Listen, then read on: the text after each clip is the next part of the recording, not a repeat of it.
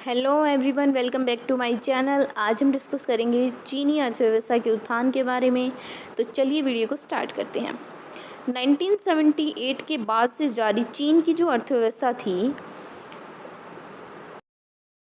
उसमें एक बहुत ही बड़ा बदलाव आया था। 1978 के बाद जो भी चीन की आर्थिक सफलता थी उसको एक महाशक्ति के रूप में उभरने के साथ जोड़ा गया था। आर्थिक जो सुधार थे उनकी शुरुआत करने के बाद से चीन जो था वो सबसे ज़्यादा तेज़ी से आर्थिक वृद्धि कर रहा था और ऐसा माना जाता था कि 2040 तक दुनिया की सबसे बड़ी आर्थिक शक्ति जो है वो चीन बन जाएगा और अमेरिका से भी वो आगे निकल जाएगा। आर्थिक स्तर पर अपने पड़ोसी मुल्कों से जुड़ाव के चलते चीन जो है वो पूर्वी एशिया के विकास का इंजन जैसा बना हुआ था और इस कारण क्षेत्रीय जो मामले थे उनमें उसका प्रभाव जो था वो काफ़ी बढ़ गया था। इसकी विशाल जो है आबादी है और बड़ा भूभाग है, संसाधन है वहाँ पे काफ़ी, क्षेत्रीय अवस्थिति और राजनीतिक प्रभाव जो है वो इस आर्थिक जो वृद्धि है उसको कई गुना बढ़ा देते हैं।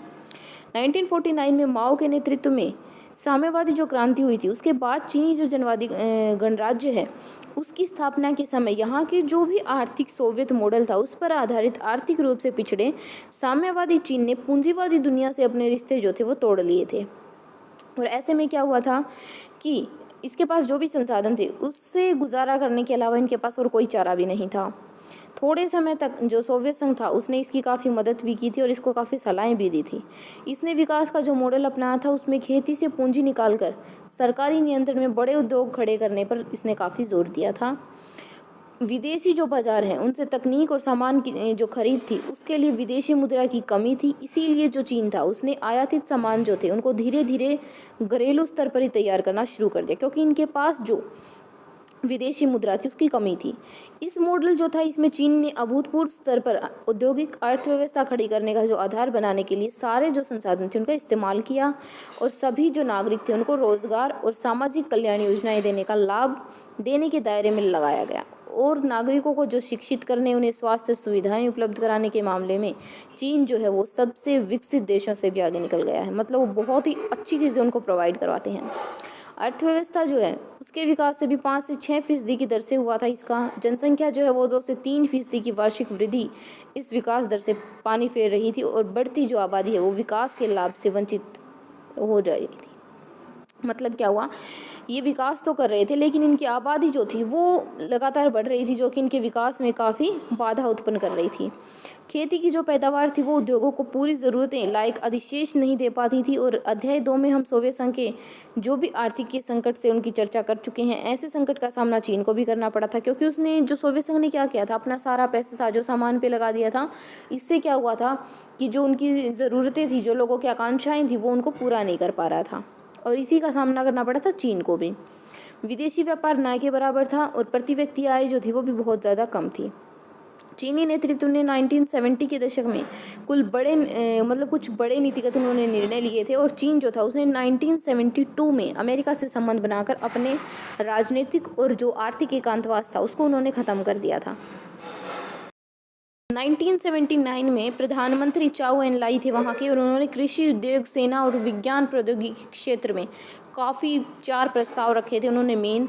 1978 में तत्कालीन जो नेता थे देंग शाओपिंग, उन्होंने चीन में आर्थिक सुधार और खुले द्वार की नीति की घोषणा की थी। आपको ये क्वेश्चन आएगा, खुले द्वार की नीति की घोषणा कब की गई थी? 1978 में। इसके बाद आपका आ जाएगा अशोक थेरेपी से रिलेटेड आएगी एक लाइन की चीन जो है उसने अशोक थेरेपी पर अमल करने की बजाय जो था वो अपनी अर्थव्यवस्था को चरणबद्ध तरीके से उन्हें खोला था। मतलब उसने अशोक थेरेपी को नहीं अपनाया था। फिर आ जाएगा आपका कि 1982 में खेती का उसने निजीकरण किया था। उसके बाद 1998 में उद्योगों का निजीकरण किया था। 2 बार किया था, एक बार खेती का, एक बार उद्योगों का। व्यापार से संबंधित जितने भी उनके अवरोध थे उनको सिर्फ विशेष आर्थिक क्षेत्रों के लिए हटाया गया जहां विदेशी निवेशक अपने उद्यम जो थे वो लगा सकते थे। नई जो आर्थिक नीतियां थी उनके कारण चीन की अर्थव्यवस्था जो थी उसको अपनी जड़ता से उभरने में काफ़ी मदद मिली थी। कृषि के निजीकरण के कारण कृषि उत्पादों और ग्रामीण आय में उल्लेखनीय बढ़ोतरी हुई थी। ग्रामीण अर्थव्यवस्था में निजी बचत का परिणाम बढ़ा और इससे ग्रामीण जो उद्योग थे उनकी जो थी संख्या वो काफ़ी बड़ी थी। उद्योग और कृषि दोनों ही क्षेत्रों में चीन की अर्थव्यवस्था की जो वृद्धि थी वो काफ़ी तेज़ी से हो रही थी। व्यापार के नए कानून और विशेष आर्थिक क्षेत्रों के निर्माण से विदेश व्यापार में उल्लेखनीय वृद्धि हुई थी। चीन जो था वो पूरे विश्व में प्रत्यक्ष विदेशी निवेश के लिए सबसे आकर्षक देश बनकर उभरा था और चीन के पास विदेशी मुद्रा का विशाल भंडार है और इसके दम पर चीन जो है वो दूसरे देशों में निवेश कर रहा है। चीन ने 2001 में विश्व व्यापार संगठन में शामिल किया गया चीन को, और इस दूसरे देशों के लिए अपनी अर्थव्यवस्था खोलने की दिशा में चीन ने एक कदम और ज़्यादा बढ़ाया था। चीन की योजना विश्व आर्थिकी से अपने जुड़ाव को और गहरा और भविष्य को विश्व व्यवस्था को एक मनचाहा रूप देने की कोशिश की। चीन की आर्थिक में न के सुधार हुआ, लेकिन वहाँ पर किसी सुधारों का लाभ नहीं मिला। चीन में बेरोजगारी बढ़ गई, 10 करोड़ लोग जो थे वो बेरोजगार हो गए थे। महिलाओं को रोजगार और काम करने में हालात उतने ही खराब थे जितने कि यूरोप में 18वीं और 19वीं सदी में थे। इसके अलावा यूरोपीय जो हैं, इसके अलावा पर्यावरण के जो नुकसान थे और भ्रष्टाचार के बढ़ने से जैसे परिणाम भी सामने आए थे। वहाँ पे भ्रष्टाचार बढ़ गया था, पर्यावरण जो था उसका काफ़ी नुकसान हो रहा था।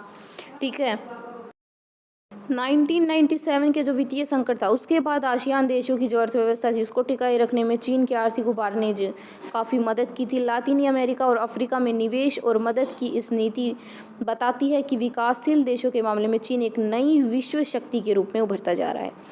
देखो, इस वीडियो में हमने यही डिस्कस किया है कि चीन जो है उसने अपनी अर्थव्यवस्था को कैसे अच्छा किया। चीन जो था उसके पास अच्छे संसाधन थे, सब कुछ था उसके पास, इस तरह से उसने अपना मतलब विकास किया। एक बार क्या हुआ था कि जो चीन है वो भी सोवियत संघ की तरह हो गया था, मतलब उसके पास ना तो विदेशी मुद्रा वगैरह थी इन्वेस्ट करने के लिए। ठीक है, तो मतलब वो कम भी हुआ, लेकिन उसने अपना जो था वो बनाए रखा था, उसने शॉक थेरेपी को नहीं अपनाया था। लेकिन बाद में क्या हुआ था कि जो चीन था उसने अपना जो अर्थव्यवस्था थी उसको बहुत ही अच्छा कर लिया था।